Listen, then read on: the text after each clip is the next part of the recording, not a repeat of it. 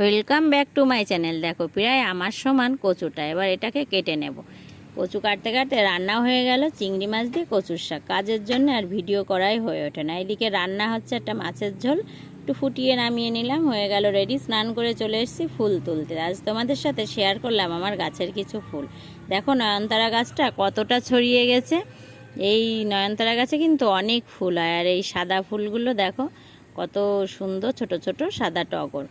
বেশ এই দিয়েই আমার পুজো হয়ে যায়। আর এখন আর দোপাটি ফুল দেখছি ফুটছে না, হয়তো বর্ষা পড়লে ফুটবে। অনেকটা রোদের তাপ। আর দেখো এই সন্ধ্যাবেলার এই দৃশ্যটা দেখে ভিডিও না করে পারলাম না। যাচ্ছিলাম সন্ধ্যা দেওয়ার জন্য ঘরে, হঠাৎ দেখি আকাশের কোণে এত সুন্দর একটা প্রাকৃতিক দৃশ্য। ভিডিও না করে কি পারা যায়? ভাবলাম তোমাদের সাথে একটু শেয়ার করি। চা করে এনেছি রাতে, এখন পুচুকে বলছি চা খাবা? পুচু রানী চা খাবার না, ওকে তো চা দেবো না, ওকে দেবো বিস্কুট। ভিডিওটা ভালো লাগলে লাইক